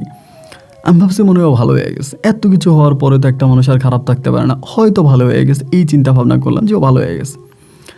এখন ভালো হয়ে গেছে মনে কইরা আমি তখন তার সঙ্গে থাকতে শুরু করলাম যে ভালো হয়ে গেছে ফাইন, তাইলে থাকে। এবার দেখি কি ভাই জানেন, আমার যেই কফিল আছে, আমার কফিলের ছেলে, মানে আমার দোকানের যে মালিক আছে, উমানি আছে, আরবি আছে, আরবাব আছে, ওই আরবাবের ছেলের সঙ্গে ওর লিঙ্ক। মাত্র 2 মাস আমি বাইরে ছিলাম, ওই পোলাটা মানে কোথায় জানি চাকরি করে, বেশ ভালো একটা ছেলে। এই ছেলেরে কেমনে পটাই ফেলছে, ওই তখন করে কি ওর নাম্বারে ওই বারবার আরবির ওই ছেলে ফোন দেয়, ওর মোবাইলে ফোন দেয়। কি রে উমানের ছেলে তোমার ফোন দেয় কেন? ও তখন বলেছিল আমার ফোন দেয়, তুমি যখন দোকানে ছিল না, ও আমার নাম্বার নিয়ে সেই জন্য ফোন করে। ওমা এবার আমি করলাম কিছু, যেহেতু বারবার ফোন দেয়, আমি ওর একদিন ডাইকা বললাম যে তুই আমার ওয়াইফরে ফোন দেস কেন? এই কথা বলার পরে ওই তখন ওর বাবার কাছে গিয়ে বিচার দিছে যে আব্বু এমন এমন ঘটনা, বাঙালি আমার ধমকাইছে। আবার আরবি তো সে আবার তার ছেলের কথা উঠে আর বসে আইসা আমারে বলতেছে এই তুই আমার চিকু মানে আমার বাচ্চারে কি বলছিস? আমি বললাম যে তোর বাচ্চা আমার ওয়াইফরে ফোন দেয় কেন? ওয়াইফরে ফোন দেয় কেন? তোর ওয়াইফ খারাপ, আমার বাচ্চা ঠিক আছে, তুই খারাপ মেয়েরে নিয়ে আসছিস মানে আমার এগুলা বলে। আমার আরবি আমারে বলতেছে, মানে আমার যিনি কফিলেও আমারে বলতেছে। আমি তখন তারে বললাম যে দেখ আমার ওয়াইফ ভালো, তোর ছেলে খারাপ। এই দিয়ে দুজনের মাঝে একটা দ্বন্দ্ব হয়ে গেল, এই দ্বন্দ্বটা শুরু হয়ে গেছে। এই দ্বন্দ্বটা হয়ে যাওয়ার পরে এবার আরবির ছেলে সরাসরি আমার বাসায় আসে, ওর কাছে আসে, ওরে আমি যত আরবির ছেলের কাছ থেকে সরাইতে চাই আমি সরাইতে পারি না। এখন আমার দোকানের যে পোলাপাইনগুলো আছে, আমি আস্তে আস্তে ওদের সঙ্গে কথাবার্তা বলি, এবং ওদের সঙ্গে কথাবার্তা বলে জানতে পারি ওরা আমারে বলে কি যে সিয়াম ভাই আপনি বারবার হচ্ছে আরবির ছেলের দোষ দিতেছেন, ওই উমানের কোনো দোষ নাই, দোষ সব আপনার বউয়ের। আমি বললাম আমার বউর মানে কেমনে? বলে আপনার বউ এই পোলা যখনই দোকানে আসতো আপনার বউ তারা গোপনে ডাইকা নিত, আপনার বউ তার সঙ্গে গোপনে কথা বলতো, ক্যাশের পাশে বসাইতো, এবং এই ছেলেরা আপনার বউ পুরো পাগল বানায় দিছে, এবং এই ছেলে এখন আপনার বউরে ছাড়া কিচ্ছু বোঝে না। আমি তখন বললাম আমি দেশে ছিলাম, তোরা তো আমার এগুলো বললি না। পরে বলে ভাই আমরা এইখানে আসি, আপনার মা অসুস্থ, আপনি নিজেই টেনশনের মধ্যে আছেন, আমরা আপনার আর টেনশন বাড়াই দিই নেই, আমরা যতটুকু পারছি বাধা দিছি, বাট আমাদের বাধা ভাবি শোনে নাই। ভাবি শেষ পর্যন্ত এই পোলার সঙ্গে পটায় গেছে, এবং এই পোলা এখন ভাবির সব কিছু। তখন আমি কি বলবো বুঝতে পারতেছি না। এরই মাঝেও তখন করলো কি, ওর ছোটো ভাইরে আনার জন্য, ওর বড় ভাইরেও মানে আনার জন্য কাগজপত্র ঠিক করে ফেলছে। মানে ওর যেই আমার কফিলের যে ছেলে, ওই ছেলেই তখন ওরে মানে বিষারিশা বাইর করে দিচ্ছে ওর বড় ভাইরে আনার জন্য। ওর বড় ভাইরে আনা মানেই হচ্ছে মানে আমি যেটা গোপনে গোপনে জানতে পারলাম, ওর বড় ভাইরে আইনা ওই দোকানে বসাই দিবে। মানে আমার যে উমানি আছে ওই উমানি আমার ঘাড় ধাক্কা দিয়ে বের করে দিবে, ওর বড় ভাইরে আমার ব্যবসায় বসাই দিবে, যেহেতু ব্যবসা উমানির নামে, আমার সাথে তো আর কিছুই না। এবং উমানি আমাকে ক্যান্সেল দেওয়ার জন্য আমার পেপারটা রেডি করে ফেলতেছে। তা আমি শেষ পর্যন্ত বুঝলাম যে আমি তো গেছি, তোরাও খাইছি, আমিও শেষ তুইও শেষ, আমি যেহেতু শেষ হয়ে যাবেন তোরা বাঁচায় রাখবো না। একদিন হলো কি, দুপুরের কাছাকাছি ওরে বললাম, আমি আবার ওই যে সাগর পাড়ে যে স্পিড বোর্ড আছে স্পিড বোর্ড চালাইতাম, তো ও আবার স্পিড বোর্ডে চড়তে খুব পছন্দ করতো আর কি, মানে বন্যা। তা আমি ওরে বললাম যে চলো আজকে দুপুরে স্পিড বোর্ড চালাবো। ও আবার মানে সাগরে বোর্ড চালাইতে খুব ভালো লাগে আর কি, বোর্ড চড়তে, কিন্তু ও সাঁতার পারে না, মানে আমি যতটুকু জানি ও কিন্তু সাঁতার পারে না। আমি তখন ওরে বোর্ডে উঠিয়ে দিলাম, এবং বোর্ডে উঠিয়ে দেওয়ার পরে আমি তখন দিলাম বোর্ড টান দিয়া একেবারে মধ্যখান বরাবর চলে গেছি, সাগরের মোটামুটি প্রায় অনেকটা ভিতরে চলে গেছি। ভিতরে চলে যাওয়ার পরে আমি তখন তার সঙ্গে কথা বলতে শুরু করছি যে তুই আমার এইটা মিথ্যা বলে, তোর বাড়ির মধ্যে এটা সেটা, মানে এগুলো বলতেছি। বোর্ডের মধ্যে বসে স্পিড বোর্ডটা এখানে থামাইয়া বলতেছে। তো আমারে বলতেছে তুমি বোর্ড সাইডে নিয়ে যাও, সাইডে নিয়ে আমার এইসব কথা বলো। সাইডে না, আমি সাইডে না, এখানেই, সাইডে নেই, এখানেই। এরকম করে কথাবার্তা বলতেছি, তুই আমারে ধকাইলি, তুই এর আগে এগুলো করছিস, তোর গ্রামের এটা হয়েছে, এবং শেষ পর্যন্ত আমি তোর এই জায়গায় আনছি, এখন তুই আমার কফিলের ছেলেরে পটাইয়া তুই আমার দোকান নিতে চেষ্টা করতেছিস, সেগুলো বলতেছি। ভাই ওই তখন করলে কি আমার এই কথাবার্তার মাঝে ঠাস করে জুতা রাখলে আমার একটা বাড়ি মেরে আমার গালার মধ্যে একটা থাপ্পড় মেরে দিস, মানে জুতার বাড়ি দিয়ে দিস। তখন রাগ সহ্য করতে মানে একটা লাথি মারছিলাম। তো মানে ওইটা স্পিড বোর্ডও তো পাশের ইয়েতে ছিল, ওইটা লাথি মারছিলাম, লাথির সঙ্গে সঙ্গে তখন পড়ে গেছে স্পিড বোর্ড থেকে পড়ে গেছিলাম। তুই একটা গালি দিয়ে বললাম তুই মর, এটা বলে আমি দেখতেছি ও ডুবে যাইতেছে। আমি সাথে সাথে স্পিড বোর্ডটা এদিকে ঘুরে আমি টান দিয়ে চলে আসছি, মানে পাড়ে চলে আসছে, অনেক ভিতরে চলে গেছিলাম, পাড়ে চলে আসছে। পাড়ে আসার পরে মানে ওই দিকে আর তাকাই না, মানে পাড়ে আসার পরে ডাইরেক্ট স্পিড বোর্ডটা ওখানে দাঁড়া করে রুমে চলে আসছে। রুমে এসে চিৎকার করে কান্না করতে শুরু করছি, এরই মাঝে পোলাপাইন তখন এসে বলতেছে যে আমাদের কফিল ডাকতেছে, দোকানে কফিল এসছে, আপনার ডাকাবেন, আরবাবে ডাকতেছে। আমি তখন কান্না করতেছি। আমার আরবাব তখন আসছে আমার রুমে, এসে বলতেছে যে কী হয়েছে সিয়াম, কী হয়েছে, কান্না করতেছি সেখানে কী হয়েছে। আমি তখন আমার কফিলে বলতেছি আমি আমার বউয়ের সাগরে লাথি মেরে ফালাই দিয়ে চলে আসছে, আমার বউ তো খারাপ, এই জন্য খারাপ বমে ফালাই দিছে। এই কথা বলার পরে আমার কফিল তখন আমার মানে কি বলবো, আমার আগের যে ছিল, মানে আমার যে আঙ্কেল ওখানে ছিল, আঙ্কেলের ফোন দিছে। আঙ্কেল তখন ওমানেই ছিল, আঙ্কেল তখন দৌড়ে আসছে, আসার পরে বলতেছে ওই এই ঘটনা ঘটাইছে। এরপরে আঙ্কেল তখন করলো কি, সেখান থেকে আমাকে সাথে সাথে কফিলের কাছ থেকে পাসপোর্ট নিয়ে ইমিডিয়েটলি টিকিট করে দেশে পাঠিয়ে দিছে, যদি আমি ওরা মাইরে ফেলছি। আমার ইমিডিয়েটলি টিকিট কেটে তখন মানে দেশে পাঠিয়ে দিছে। দেশে পাঠিয়ে দেওয়ার পর আমি তখন দেশে চলে আসছি। দেশে আসার পরে এরপরে কী হয়েছে ভাই আমি আর কিছু জানি না, মানে এরপরে কী হয়েছে আমি আর কোনো কিছু বলতে পারি না বা কোনো কিছু জানিও না। আমি তখন বাড়িতে চলে আসছি। বাড়িতে আসার পরে আমার আঙ্কেল যিনি ছিল উনিও নিজের সেফটির জন্য উনি এখান থেকে চলে যায় আবার দুবাইতে। একে ওকে বেঁচে আছে না মরে গেছে আমি সেটাও জানি না। কিন্তু ভাই অবাক করার বিষয় হচ্ছে কি, আমি যখন তার বাড়িতে যাই, মানে তাদের যে নোয়াখালী গ্রামের বাড়ি আছে, সেই গ্রামের বাড়িতে গেলে পরে দেখতে পাই তার ভাই আবার ওমানে চলে গেছে, তার বোনেরা সবাই ওমানে যাচ্ছে আসতেছে, ওরা খুব ভালো অবস্থানের মধ্যে আছে। এর ভিতরে বাবে করছে কি, মানে ওর যে বাবা, মানে বন্যার বাবার নামে ওর মেয়ে হত্যার একটা মামলাও করে দিছে। যাই হোক, এই মামলা আমার ফ্যামিলি যেমনি সেমনি অনেক কষ্টের পরে মামলা ঠকাইছে। তো দেখা গেল কি ভাই, আমি মানে আমার একবার মানে অনেক কবিরাজের কাছে গেলে কোনো কবিরাজ বলেও মারা গেছে, পানিতে ডুবে মারা গেছে, আবার কোনো বলেও বেঁচে আছে। আমার প্রশ্ন হচ্ছে যদি মারা যাবে তাহলে ওর ফ্যামিলি এখন এত ভালো চলতেছে কেমনে, এত ভালো অবস্থানে কেন কীভাবে চলতেছে? আর যদি মারাই যাবে তো লাশ তো পাওয়া যায়, তো আমি তো বলছি অমুক জায়গায় লাথি মেরে ফেলাই দিছে, ওরা তো অনেক মানে টিয়া করে লাশ বের করতে, তো লাশটা কোথায় গেল? তো এখন মনে হয় এটা শুনে আপনি আমার গালি দিবেন, আপনার গালির অপেক্ষা আমি আছি। ভাই আমি এখনও তারে ভুলতে পারিনি, আমি এখনও তারে ভুলতে পারি নাই। সবাই হয়তো আমার গালি দিবে যে এত কিছুর পরও কি বলেন আপনি। আমার বাবা মা আমাকে বিয়ে করানোর অনেক চেষ্টা করছে, আমি আজও বিয়ে করিনি। এখনও কক্সবাজার সমুদ্রের পাড়ে গেলে আমি সমুদ্রের পাড়ের দিকে তাকায় থাকি, পাড়ে গিয়া ঘন্টার পর ঘন্টা বসে থাকি, সমুদ্রের পাড়ে তাকায় থাকি যে আমার বউরুতে আমি এরকম সমুদ্রে লাথি মেরে ফেলাই দিছি। আপন ভাই আমি কেন যে তারে ভুলতে পারি না, আমি এটাই বুঝতে পারি না। আল্লাহ কেন তারে আমারে ভুলাই দেয় না, কেমনে তারে ভুলতে পারবো? সবাই বলে বিয়ে করেন, ভাই বিয়ে করলে আমি তারে কখনোই ভুলতে পারবো না, বিয়ে করলে আমি তারে জীবনেও ভুলতে পারবো না। ও চলে গেছে, হারিয়ে গেছে আজকে প্রায় 12টা বৎসর। 12টা বৎসর আমি প্রতিদিন বা মানে প্রতি মাসে অন্তত 2-3 বার করে আমি কক্সবাজার সমুদ্রের পাড়ে যাই, গিয়ে বসে থাকি। আমার মনে হয় যেন একদিন সাগরে ভাসতে ভাসতে আমার কাছে আসবে, সাগরে ভাসতে ভাসতে আমার কাছে আসবে। আমি এখন আধা পাগল তো আধা ভালো, শুধু তারে ভুলতে চাই, কিন্তু কিভাবে ভুলবে এর কোনো পথ খুঁজে পাই না। তাই তো জীবনের কথাগুলো আপনাকে বলে গেলাম। আমার গল্পটা যদি পারেন রেকর্ড করবেন, আর অবলা সিয়ামকে যদি পারেন একটা পরামর্শ দিবেন, আমার সঙ্গে যোগাযোগ করবেন। ভালো থাকবেন, আসসালামু আলাইকুম। সুপ্রিয় বন্ধুরা, আগামী দিন হচ্ছে শুক্রবার, আমাদের বাংলাদেশের রীতিনীতি অনুযায়ী ছুটি মুসলিম ভাইদের। তো যারা আরব দেশে আছেন এদেরও ছুটি। আপনারা গল্পটা শুনেছেন এতক্ষণ পর্যন্ত, যারা শুনেছেন এই পর্যন্ত যারা আছেন তারাই আমার ভালোবাসার মানুষ।